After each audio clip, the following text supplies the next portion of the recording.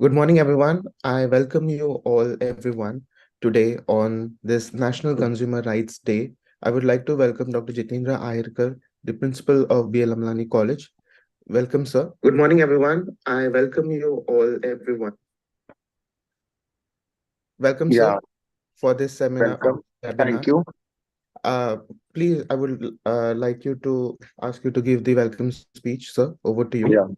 So, a very warm welcome on the auspicious day of National Consumer Day, which is celebrated on 24th of December with a specific theme in India. On this day, the Consumer Protection Act 1986 has received the assent of the President.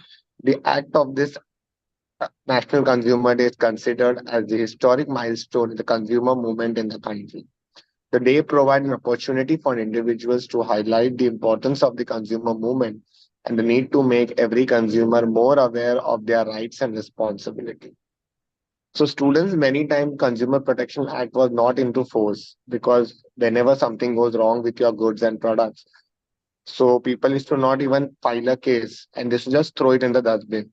So this act empower consumers and help them in protecting their rights through its various notified rules and provisions like Consumer Protection Council, Consumer Dispute Resolution Commission, mediation, product liability and punishment of the manufacturer or sale of the product. So anytime when you feel that something is going wrong with your product, you can always file a case under Consumer Protection Act in the consumer forum.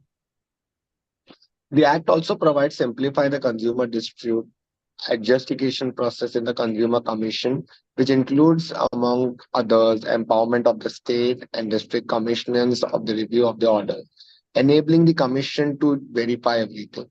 If the complainant is, but you have to be specific while you complain. You have to complain in 21 days only. You cannot complain anytime. The Consumer Protection Act imposes a penalty to manufacturer or the endorsement of 10 lakh rupees or imprisonment of 2 years for a false or misleading advertisement. In case of subsequent offences, the fine may be extended to 50 lakhs and imprisonment of 5 years. The Consumer Protection Act also aims to provide consumer with effective safeguards against different types of exploitation in defective goods, deficiency, and in services under unfair trade practice. So many times we have seen that we are not aware about all these things, and so we just throw everything here and there. So today, with a small pictorial video, we can understand ki what sort of consumer protection we can take into picture. So I request Saurabh Pagare sir ki you kindly start with the video presentation, so you'll understand what are the consequences and what they face. Thank you so much. Thank you so much, sir. I will share my screen now.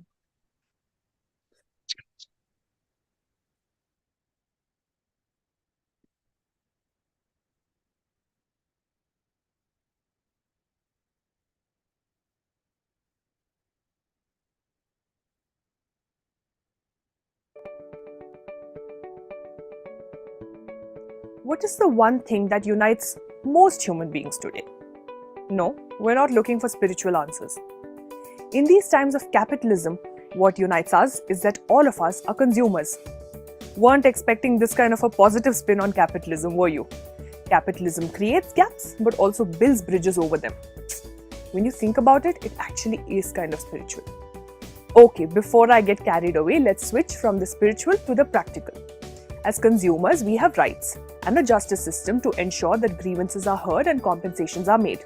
So, in this episode, we are going to talk about the Consumer Protection Act 2019, why it exists, who it is for, consumer rights, how and where to register complaints, and some important features of this act. So many headings, sounds like a textbook only, no? In fact, let's do this textbook style. I'll explain everything with bullet points and all. And unlike what we see in our usual textbooks, this stuff is actually useful to us in real life. We begin with a little bit of background on the Act. The Consumer Protection Act 2019 came into effect in August 2019 and replaces the Consumer Protection Act of 1986. The objective, as stated in the Act, is this: an act to provide for protection of the interests of consumers and for the said purpose to establish authorities for timely and effective administration and settlement of consumers' disputes and for matters connected therewith or incidental thereto. Consumer issues are obviously different today from what they were in 1986, so it makes sense for this new act to have come into place. But speaking of changing with the times, whoever drafts these things, please do something about the lengths of sentences in these documents. I mean, you're dealing with people whose attention span is only as long as 5 Instagram stories. Instagram got you all excited, now enough social media, get back to the textbook. Now, if you're wondering what kind of textbook doesn't have definitions, you are absolutely justified. So, please note some important definitions. We begin with consumer. This is a person who buys any good or avails a service for a fee but does not include a person who obtains a good for resale. The Act covers transactions done offline and online through electronic means, tele-shopping, multi-level marketing or direct selling. However, a person will not be considered a consumer if they purchase any goods or avail any service free of charge, purchase a good or hire a service for a commercial purpose, or avail any service under a contract of service. So don't get tempted by the free mug with the coffee powder, because if it comes with a broken handle, you can't complain officially. Next up, goods. This refers to every kind of movable property other than actionable claims and money. It includes stock and shares, growing crops, grass, and things attached to or forming part of the land. Defects in goods may be any fault, imperfection, or shortcoming in the quality, quantity, potency, purity, or standard of the goods. Examples include dents, leaks, and tears. And it isn't just physical goods that are covered under the Act. Consumers have the right to complain against faulty services too. Services are something you pay money for but does not fall under the goods category. Examples include banking, transport, electricity supply, and entertainment services, but does not include free services. So, if your chartered accountant cousin offers to do your taxes for free but makes a mistake, you'll be in trouble and you can't even sue them. But if you got a receipt from them, you could sue them for deficiency in service, which is any fault, imperfection, shortcoming, or inadequacy in the quality, nature, and manner of performance of a service. Defects are a kind of bad trade practice, but that's not the only way in which a goods or service provider can make mistakes. Any trade practice which adopts an unfair or deceptive method or practice in order to sell a good or service is an unfair trade practice. Some of these are when goods and services are not of the required standards, such as products beyond their expiry date, when second-hand goods are sold as new, when goods and services do not have the claimed use or benefit. For example, a New Delhi consumer forum asked cosmetic manufacturer Emami to pay a consumer 10,000 rupees after their Fair and Handsome cream failed to live up to its promise of fairer skin in 3 weeks. Emami was also fined 15 lakh rupees. When products or services do not have the claimed warranty or guarantee, such as when products are not repaired despite being within the warranty period, when the price of a product or service is misleading, false and misleading advertisements for selling at a bargain price, offering gifts or prizes to lure customers with no intention of providing them, selling goods which do not fall within the safety standards set up by the competent authority, hoarding or destroying goods with the intention of raising the cost of these or similar goods manufactured in greater number so as to manipulate higher prices, manufacturing or offering spurious goods or adopting deceptive practices in the provision of services such as delivery of wrong product or money being debited from a bank account despite not using the ATM or otherwise spending money. All this means that warnings such as goods once sold will not be taken back, or no exchange, or even no refund under any circumstances amount to unfair trade practice and do not carry any legal weight. But then, nice to see, good to hold, if broken we consider it sold is fair enough, right? Because as consumers, we also need to have some responsibility. But since we prefer rights over responsibilities, let's look at the rights guaranteed to consumers under the Act. Right to be protected against the marketing of goods, products or services which can be hazardous to life and property. Right to be informed about the quality, quantity, potency, purity, standard and price of goods, products and services. Right to be assured of access to goods, products and services at competitive prices. Right to be heard at appropriate forums. Right to seek redressal against unfair trade practices that are involved in the exploitation of customers. Right to consumer awareness. Where there are rights, there should be a way to file complaints if these rights are not upheld. And because we Indians have so much to complain about, the Act sets in place a redressal mechanism to accept and study these grievances and provide compensation where applicable. Before we get to the mechanism, let's understand when a complaint can be made. A complaint may be made in writing under the following circumstances. Loss or damage is caused to the consumer due to unfair trade practice of a trader or service provider. The article purchased by a consumer is defective. The services availed of by a consumer have some deficiency. A trade or service provider has overcharged for some goods or services. Hazardous goods or services are being offered for sale to the public. Complaints can be filed by a consumer, a voluntary consumer association, the central government or any state government, one or more consumers where there are numerous consumers having the same interest, or in case of death of a consumer, their legal heir or representative. The Act makes the provision for the setting up of the Central Consumer Protection Authority to promote, protect and enforce the rights of consumers. The CCPA will regulate matters related to violation of consumer rights, unfair trade practices and misleading advertisements.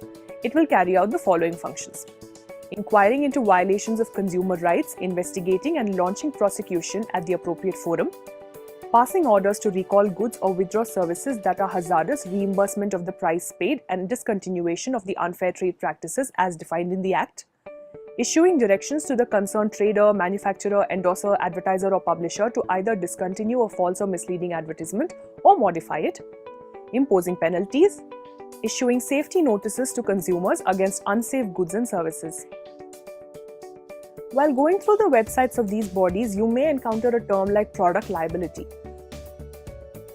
What it means is that product manufacturers, service providers or sellers are liable to compensate a consumer for any harm or injury caused by a defective good or deficient service. To claim compensation, a consumer has to prove any one of the conditions for defect or deficiency as given in the Act. Since we are speaking of deficiencies and defects, many of you may be thinking about online shopping. The discrepancy between what we see on shopping sites and what we actually receive has spawned a legion of memes. Obviously, the 1986 Act wouldn't have covered such transactions, but the 2019 Act does. As per the new Act, all the laws that apply for direct selling would also be applicable to e-commerce. One of the key guidelines in this regard is that e-commerce platforms are required to disclose the details of the sellers. Apart from the manufacturers, product liability would also include sellers and service providers. Another thing that is particularly relevant to our times as opposed to the 1980s is the explosion of advertising and the involvement of celebrities in these advertisements.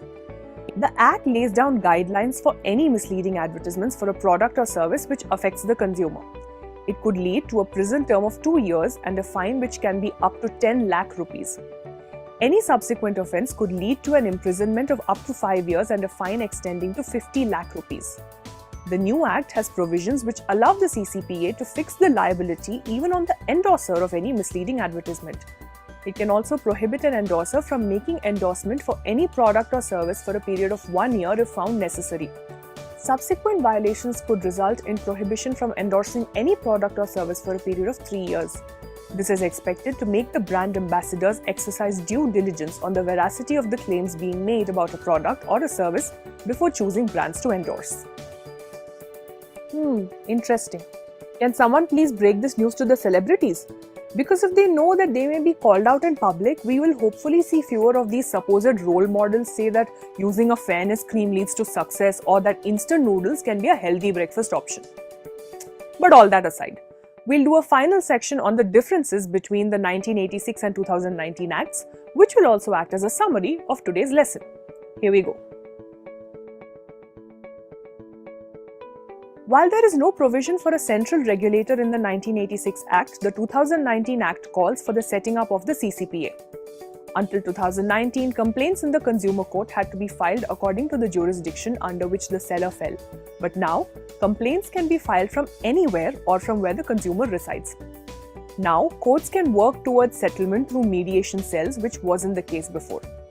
Earlier, the jurisdiction at the district level was complaints worth 20 lakh rupees, but now, district level authorities can accept complaints worth up to 1 crore rupees.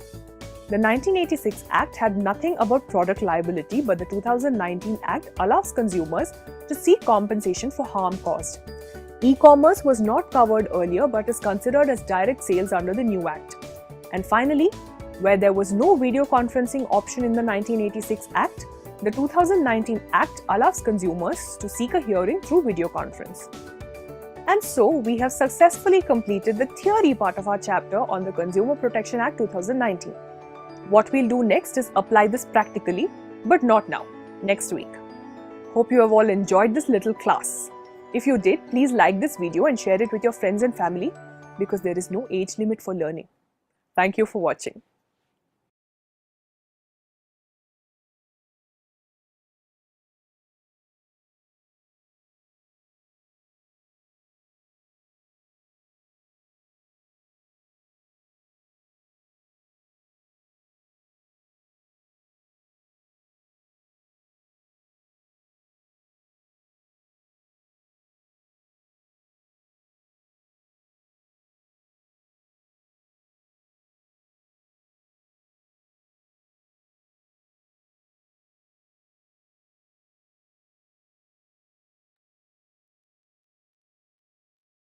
I hope this video was very informative to you students and you got to learn more about the consumer protection and the various things that we as consumer has power. Okay. And for now, I would like to give the vote of thanks. So on the behalf of MKLM's BL Amlani College of Commerce and Economics and MR Nathwani College of Arts, I, Professor Saurabh, would like to give the vote of thanks. I would like to thank the DLL department and the staff, the non-teaching, everyone involved in this webinar. I would also like to thank Principal Dr. Jitendra Ahirkar for this webinar. Thank you, everyone.